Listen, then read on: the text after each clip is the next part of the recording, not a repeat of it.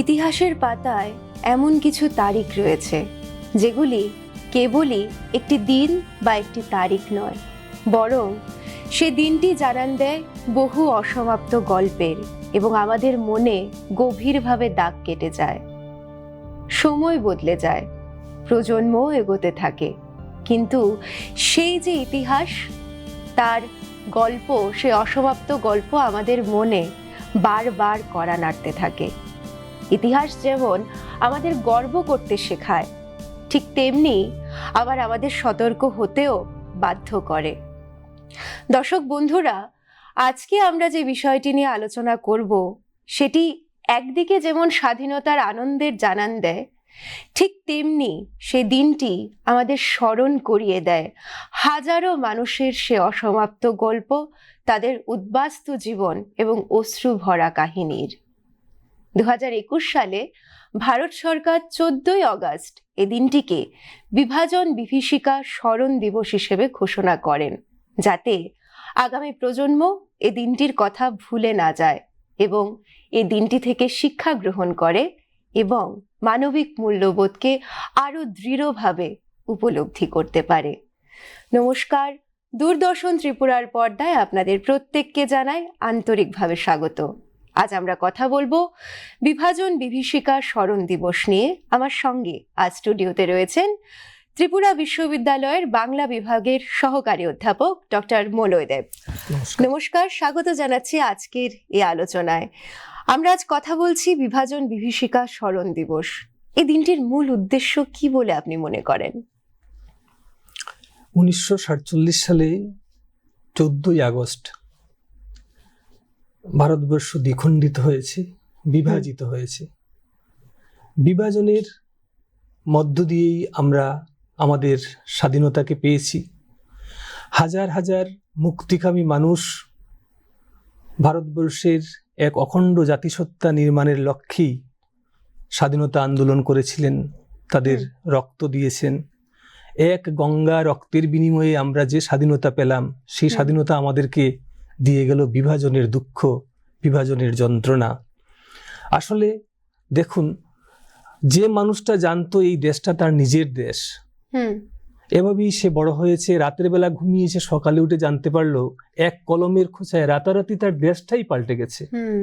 এবং এই দেশ পাল্টে যাবার সঙ্গে সঙ্গেই তার উপর নেমে এলো নানা রকমের অত্যাচার, এবং সেই অত্যাচারের ফলে তাকে বাস্তু ত্যাগ করতে হলো। কতটুকু নির্মম সেই পরিস্থিতি! এই নির্মম যন্ত্রণার আখ্যানকে যাতে আমরা মনে রাখতে পারি, আমাদের নতুন প্রজন্ম মনে রাখতে পারে, এবং এই ত্যাগকে যাতে আমরা স্মরণ রেখে আগামী দিনে চলতে পারি, সেই কথাকে আসলে গুরুত্ব দেবার লক্ষ্যেই ভারত সরকার বিভাজন বিভীষিকা স্মরণ দিবসটি উদযাপনের আমার মনে হয় উদযাপনের লক্ষ্যেই আমাদের সমস্ত ভারতবাসীকে উজ্জীবিত করতে চেয়েছেন।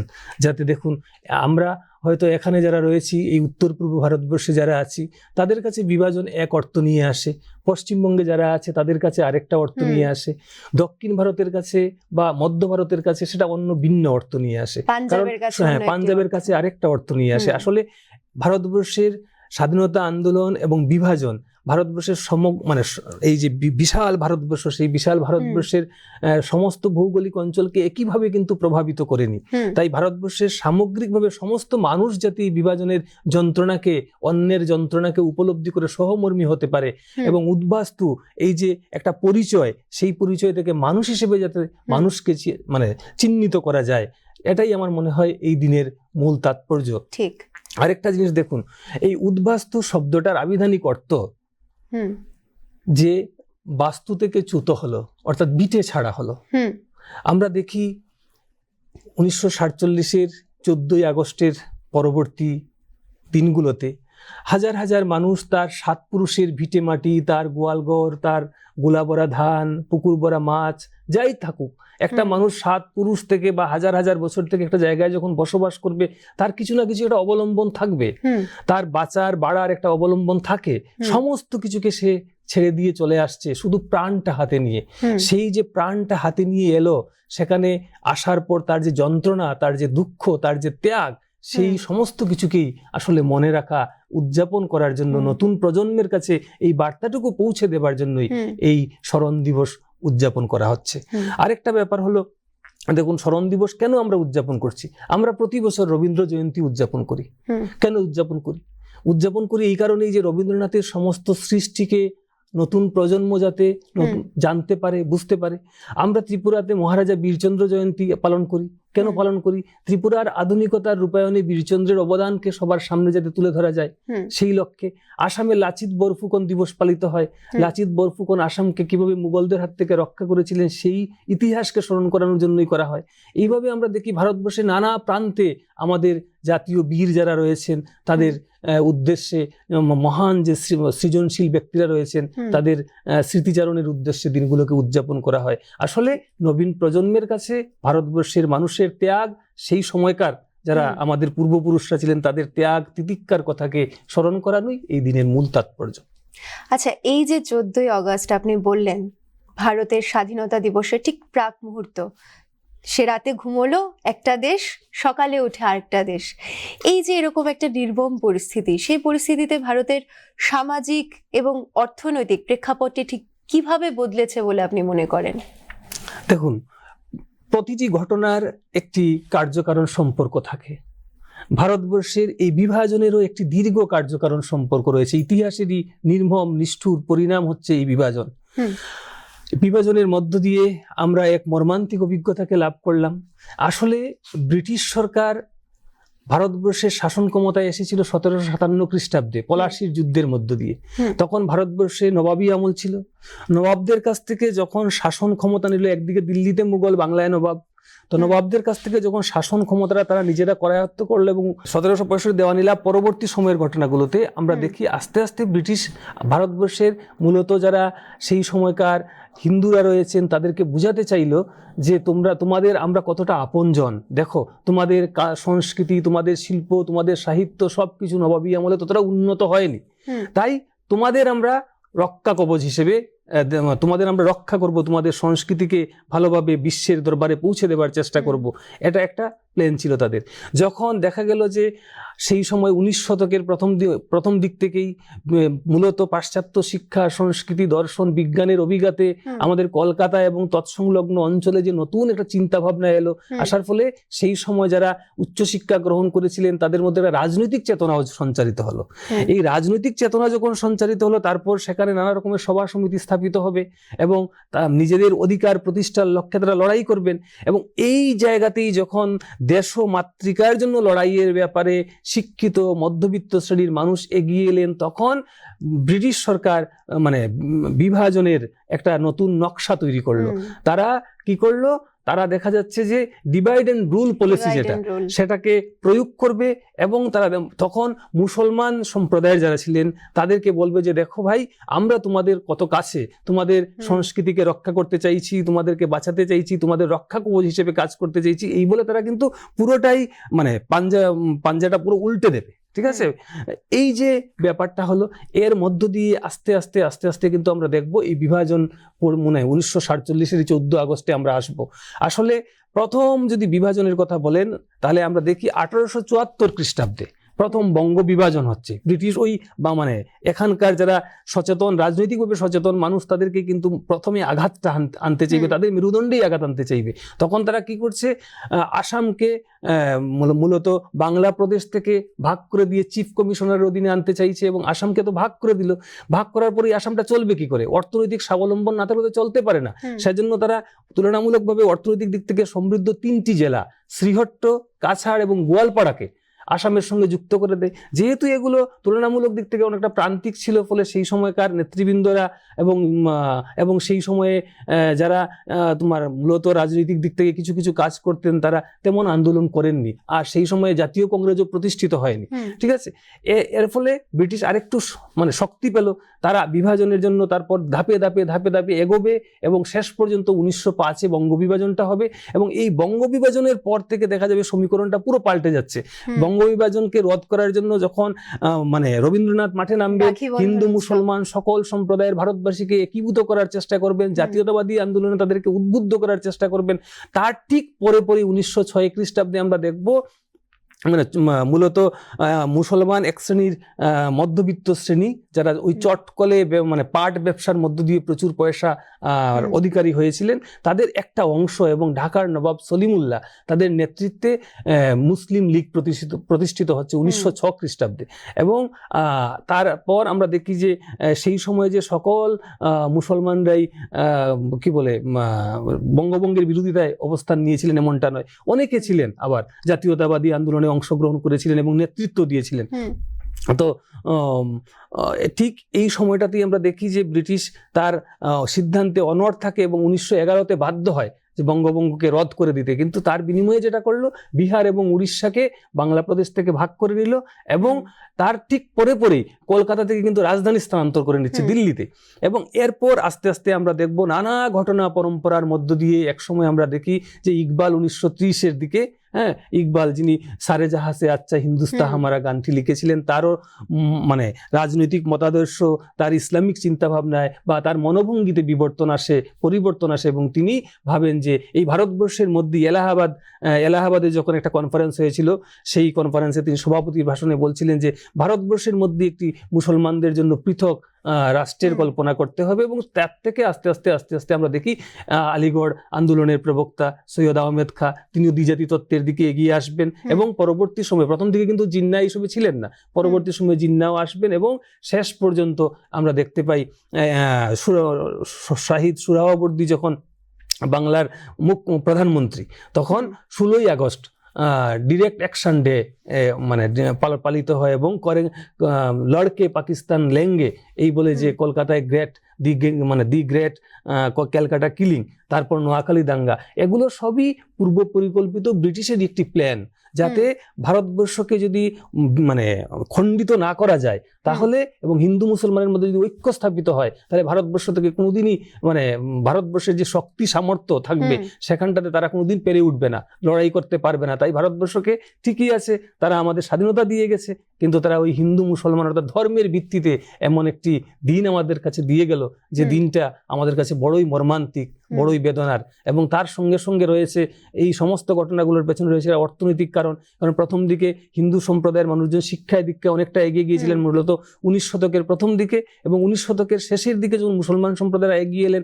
তখন আগা খাঁর মতো নেতারা তারা মুসলমানদের জন্য চাকরির ক্ষেত্রে সংরক্ষণ, আইনসভায় বিভিন্ন কি বলে আসন সংরক্ষণ ইত্যাদি নানাবিধ প্রস্তাব রেখেছিলেন এবং এগুলোই আস্তে আস্তে নানা মানে প্রক্রিয়ার মধ্য দিয়েই দেশভাগটাকে অনিবার্য করে তুলেছিল। আপনি কিছুক্ষণ আগে বলছিলেন যে ভারতবর্ষের প্রত্যেকটি রাজ্যে বিভাজনের প্রভাব একই রকম ছিল না, তাহলে আমাদের যে ছোট্ট পার্বত্য রাজ্য ত্রিপুরা কিংবা আমরা যদি পূর্ব ভারতটাকেই ধরি, ঠিক তার উপর বিভাজনের প্রভাব কি ছিল? দেখুন, আমরা এই যে ত্রিপুরা রাজ্যে বাস করছি, এই ত্রিপুরা রাজ্য ছিল একটি স্বাধীন সামন্ততান্ত্রিক রাজ্য। এই রাজ্যের একটা জমিদারি রয়েছে আমাদের ঠিক পাশেই, বেশি দূরে নয়, চাকলা রোশনাবাদ, আজকের যে আমাদের ব্রাহ্মণবাড়িয়া এবং কুমিল্লা অঞ্চল, এটা ত্রিপুরা রাজার জমিদারি ছিল এবং সেখানে ত্রিপুরা রাজাদের নানা রকমের স্থাপত্য কীর্তি রয়েছে। ত্রিপুরার রাজাদের একটা বড় পরিমাণের ট্যাক্স ওই চাকলা রোশনাবাদ থেকে আসতো। আমরা দেখি ব্রিটিশরা যখন ভারতবর্ষের বিভাজনের রেখাচিত্র আঁকলো, অর্থাৎ কলমের খোঁচায় ভারতবর্ষকে ভাগ করলো, তখন চাকলা রোশনাবাদও পূর্ব পাকিস্তানের অন্তর্ভুক্ত হচ্ছে। পূর্ব পাকিস্তানের অন্তর্ভুক্ত হওয়ার ফলে সেখান থেকেও কিন্তু প্রচুর পরিমাণে মানুষ আমাদের এই অঞ্চলে আসছেন। তার পাশাপাশি আমরা দেখব মিজোরাম, মানে আজকের যে মিজোরাম, এটা তো একসময় অবিভক্ত আসাম ছিল, তো মিজো পাহাড়ের একটা অংশ আজকের যে পার্বত্য চট্টগ্রামের সঙ্গে সংযুক্ত কিন্তু, ঠিক আছে, তো ওই মিজো পাহাড়ের একটা অংশ। তারপর মণিপুরের সঙ্গে যে বার্মার সীমারেখার কথা আমরা ভাবছি, এখনো যে বার্মার সীমারেখা রয়েছে, বার্মা তো 1937 পর্যন্ত ব্রিটিশ ভারতের অংশ ছিল, কারণ 1824 থেকে অনেকগুলো যুদ্ধের মধ্য দিয়ে বার্মাকে ব্রিটিশরা কিন্তু পুরোটাই অধিকার করে নিয়েছিল। তারপর 1937 পর্যন্ত একই প্রশাসনিক বলয়ের অন্তর্ভুক্ত থাকে। এরপর আস্তে আস্তে বার্মাকে কিন্তু 37-এর পর পৃথক করা হয় এবং আমরা দেখি 1947-এ ভারত স্বাধীন হচ্ছে, 1948-এ বার্মা স্বাধীন হচ্ছে। এবং আজকের সময়ে মণিপুরের সঙ্গে যে বার্মার সীমারেখা রয়েছে, সেই সীমারেখা অনেকগুলো গ্রাম রয়ে গেছে, সীমানা রয়ে গেছে, যেগুলোতে আমরা দেখবো যে বার্মা এবং মণিপুরের মানুষজন যাতায়াতের ক্ষেত্রে একটা সময়ে এদের মধ্যে একটা সম্পর্ক তৈরি, এবং এমন কিছু বাড়িঘর আছে যে রান্নাঘরটা এই দেশে পড়েছে, হ্যাঁ। শোবার ঘরটা ওই দেশে। ফলে এই সমস্যাটা সার্বিকভাবে আমাদের উত্তর পূর্বের, এবং আসাম ভাগ হয়েছে, আসাম অবিভক্ত যে আসাম ছিল সেই আসামে গণভোটের মধ্য দিয়ে শ্রীহট্টটা চলে গেছে পূর্ব পাকিস্তানে। ফলে আমাদের গোটা সেই সময়ের যে তিনটে প্রধান মানে রাজ্য, আসাম, ত্রিপুরা এবং মণিপুর, 47-এর পরে ভারত যুক্তরাষ্ট্রের সঙ্গে যুক্ত হয়েছে, এবং আসাম তো মানে ভারত যুক্তরাষ্ট্রের সঙ্গে ছিলই শুরু থেকে। তো এই যে বিভাজন, এই বিভাজনের ফলে সামগ্রিকভাবে উত্তর পূর্ব ভারতবর্ষের নানা জাতি সম্প্রদায়ের মানুষ কিন্তু যন্ত্রণাকে সঙ্গী করেছেন।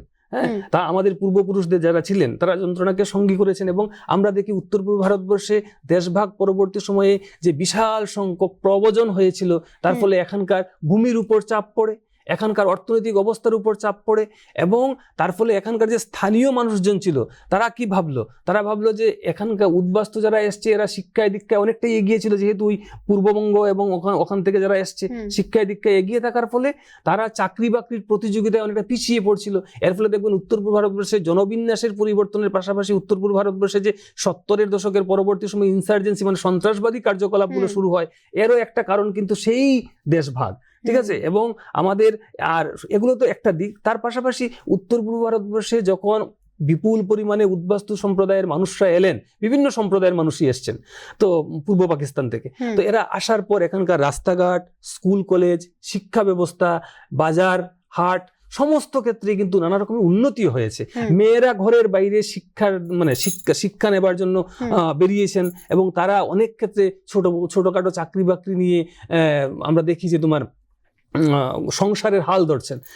এরকম সুনন্দা ভট্টাচার্যের মাঝপথের আখ্যান উপন্যাস, আমাদের ত্রিপুরারই মেয়ে সুনন্দা ভট্টাচার্য, তিনি যখন মাঝপথের আখ্যান লেখেন সেখানেও কিন্তু আমরা এরকমেরই এক মেয়েকে পাই যে তোমার পড়াশোনা করতে চাইছে এবং পরিবারের হাল ধরতে চাইছে। সুবিমল রায়ের যেতে যেতে একলা পথে, ত্রিপুরা এই মানে মহাকাব্যিক একটা উপন্যাসের মতো বিশাল ব্যাপ্ত একটা উপন্যাস, সেই উপন্যাসের নায়িকাও কিন্তু পরিবারের হাল ধরতে চাইছে।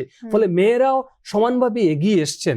এবং আরেকটা জিনিস দেশভাগের ফলে উত্তর পূর্ব ভারতবর্ষে আপনারা খেয়াল করবেন, পূর্ব ভারতে খেয়াল করবেন বিশেষ করে, যে যেহেতু আমাদের যারা এসছেন তারা অনেকে পারিবারিক কারণে আত্মীয় স্বজনের বাড়িতে থাকতে পারেন হয়তো, এবং যারা এর একটা বড় অংশ যখন বিভিন্ন ক্যাম্পে ছিলেন, শরণার্থী ক্যাম্পে ছিলেন, তারা ক্যাম্পে থাকার পর তাদের পূর্বের যে সমগ্র ঐতিহ্য, পূর্বপুরুষের সমস্ত ঐতিহ্য, আভিজাত্য, সামাজিক অবস্থান সবকিছু কিন্তু ভুলতে বাধ্য হলেন। ফলে আমাদের এই উত্তর পূর্ব ভারতবর্ষের সামাজিক ক্ষেত্রে এত বাছ বিচারের ব্যাপারটা কিন্তু নেই। এটারও একটা বড় কারণ হচ্ছে দেশভাগ। কারণ ক্যাম্পে যখন ছিলেন কে বড় কে ছোট এরকম ব্যাপার আর কিছু নেই, সবাই একাকার হয়ে গিয়েছিল। রবীন্দ্রনাথের সেই দুর্ভাগা দেশে কবিতায় আছে না, যে তুমি যদি কাউকে পেছনে ধরে টানো তাহলে তোমাকেও সে পেছনে বেঁধে রাখবে, এবং তুমি যদি কাউকে নিচে টেনে রাখতে চাও সেও তোমাকে নিচে ধরে রাখবে। তো এই ব্যাপারটা কিন্তু আমরা দেখি যে দেশভাগ পরবর্তী সময়ের উত্তর পূর্বের সমাজ জীবন, সাংস্কৃতিক জীবন, রাজনৈতিক জীবন সমস্ত কিছুকে প্রভাবিত করেছে। এবং উত্তর পূর্বের সমাজ জীবনে একটা আমরা বলবো যে ছুঁয়ো অচ্যুতের যে ব্যাপার রয়েছে ওগুলো অনেকটাই কম তুলনামূলকভাবে। আমরা সবাই এই বিষয়টা খেয়াল করি প্রতিদিন।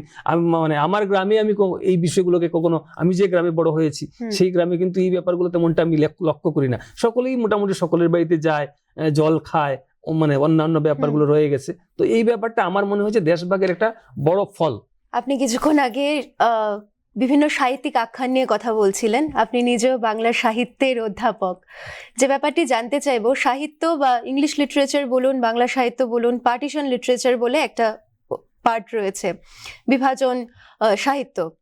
তো সেই যে বিভিন্ন ধরনের চলচ্চিত্র বানানো হয় এই থিমের উপর, তারপর বিভিন্ন সাহিত্যিকরা বিভিন্ন ধরনের উপাখ্যান লিখে গেছেন, আজকের প্রজন্মের কাছে সেই সমস্ত জিনিসগুলো পৌঁছে দেওয়া ঠিক কতটুকু জরুরি বলে আপনি মনে করেন? সাধন চট্টোপাধ্যায় একজন বিখ্যাত সাহিত্যিক। সাধন চট্টোপাধ্যায়ের একটা কথা আমার এই মুহূর্তে মনে পড়ছে, ঠিক মানে আমি হয়তো কোটেশন দিতে পারবো না।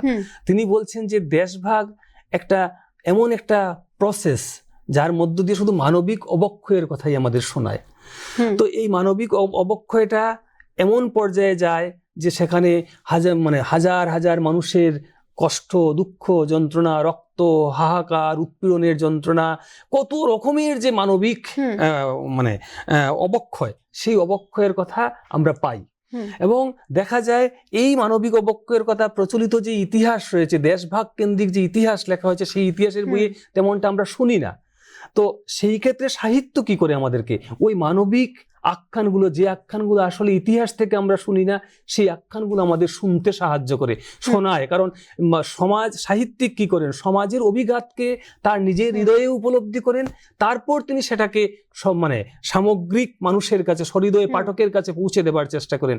এক্ষেত্রেই আমরা দেখি যে দেশভাগ কেন্দ্রিক সাহিত্য একদিকে আমাদের ইতিহাসের সহচর হয়, ইতিহাসের ক্ষেত্রে আমাদের সচেতন হতে সাহায্য করে, এবং আমাদেরকে একটি মানবিক বিপর্যয়ের কথা শোনাতেও সাহায্য করে, যে কথা প্রচলিত ইতিহাসে আমরা খুঁজে পাই না।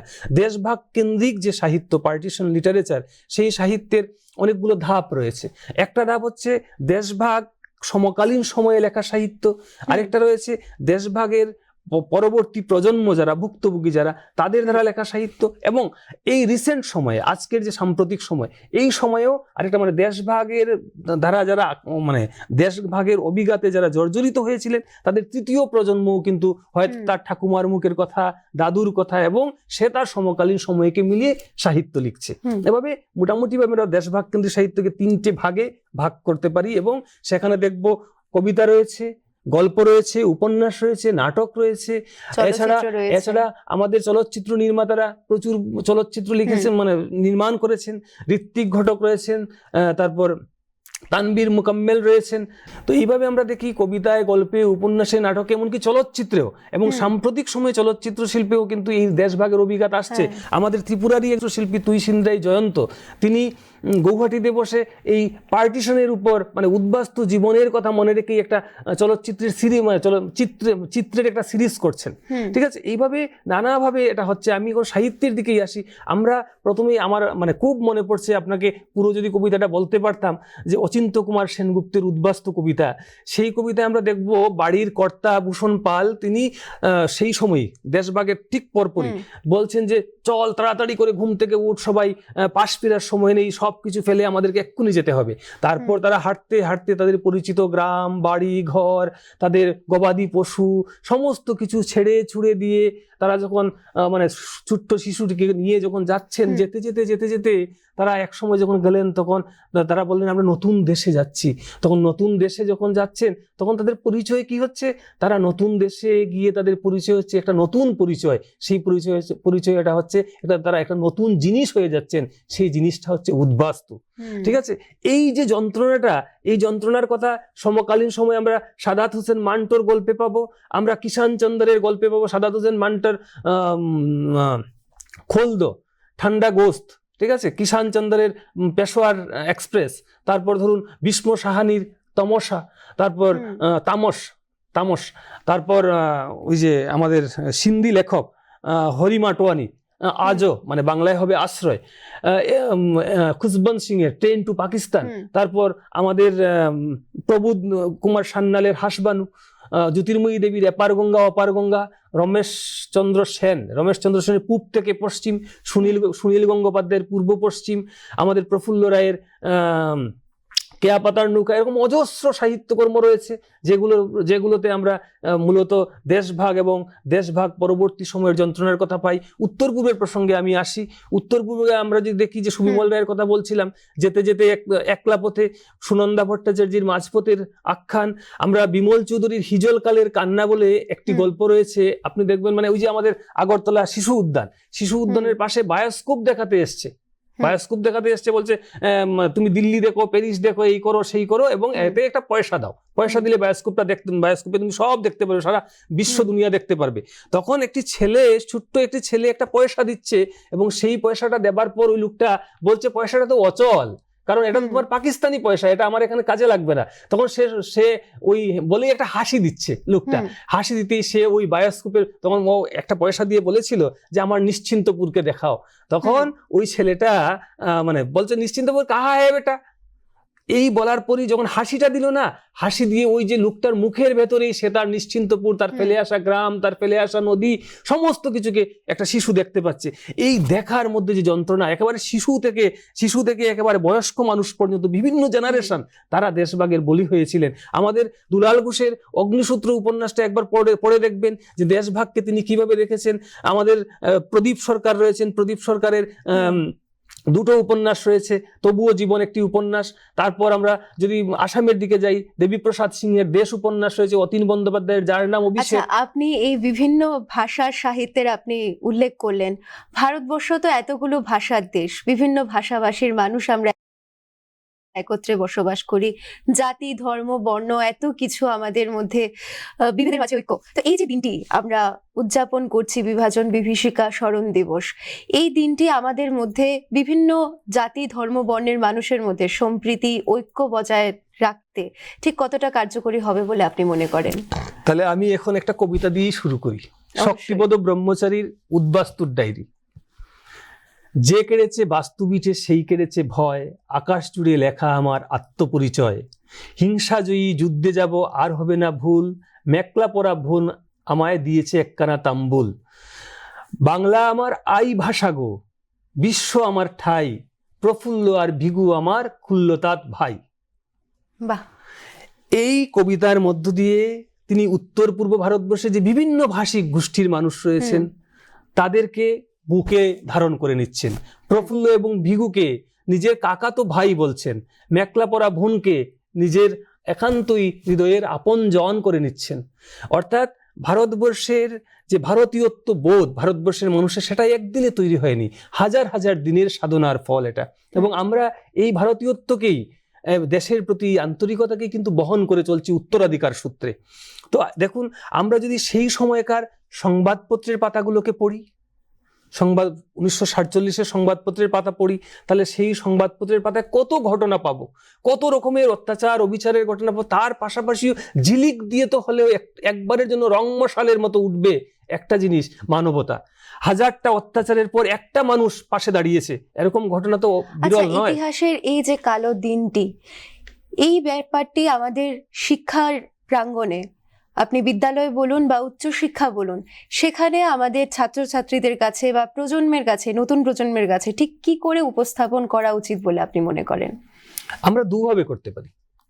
একটা হচ্ছে প্রাথমিক থেকে উচ্চ মাধ্যমিক বিদ্যালয় পর্যন্ত, আর একটা হচ্ছে স্নাতক এবং স্নাতকোত্তর স্তর, অর্থাৎ কলেজ বিশ্ববিদ্যালয় আর স্কুল স্তর। স্কুলে আমরা দেশভাগের নৈর্ব্যক্তিক যে ইতিহাস রয়েছে, অর্থাৎ বস্তুনিষ্ঠ যে ইতিহাস রয়েছে, সেই ইতিহাসটাই আমরা কিন্তু ছাত্রদের সামনে উপস্থাপন করতে পারি। ছাত্ররা সেই ইতিহাসটা জানবে কিভাবে? তাহলে নৈর্ব্যক্তিক ইতিহাস।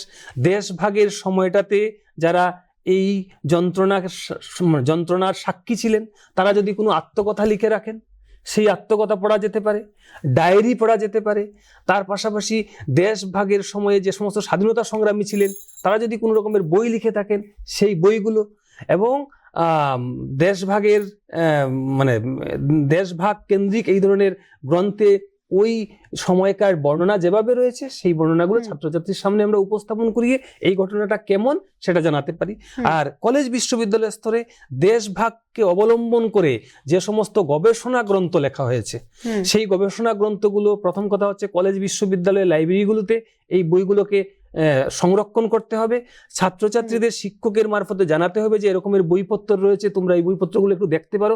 আমার ব্যক্তিগতভাবে এই নবীন প্রজন্মের প্রতি দৃঢ় বিশ্বাস এবং ভরসা রয়েছে যে তাদেরকে যদি আমরা বলি যে এই বইগুলো তোমরা একবার পড়ে দেখো, তারা নিশ্চয়ই পড়বে এবং তাদের মধ্যে একটা আগ্রহের বুধ জন্মাবে।